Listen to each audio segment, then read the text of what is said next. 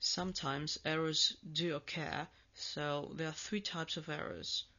So let's see about that. Here you've got A1 times B1, everything is okay. So what happens if we have something like this?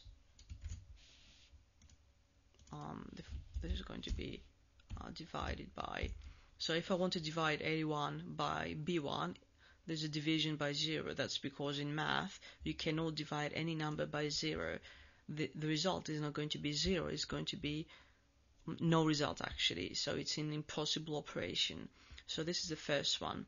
The second one, if we try to do something like this, so 56 times hello.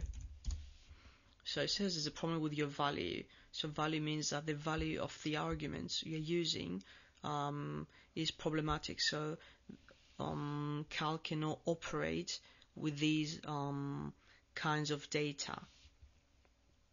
And then of course you can have something like A3A or something. So A3 times B3, and by mistake I type A3A, so it's going to be name.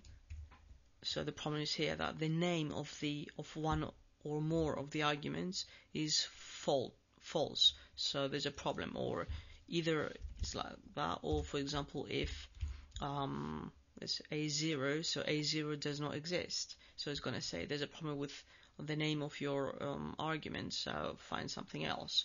So go back and redo it. So if I double click on the formula, you can see that B3, the blue, is here, and then A0, we don't see it anywhere, and that's a problem. There is no color for A0, so we know there's a problem. And now we go, for example, A1, and we'll see the colors. So finding the errors is quite easy, so you can understand directly what's happening. So again, div by 0 is when you're trying to divide something by 0, which is impossible. And then value means that the value of your data, that means the type of data you're using in your formula, cannot be calculated. So the operations are not possible. And then you've got name, that means that the name of one or more of the arguments of your formula in your formula is problematic. And here it was the A0.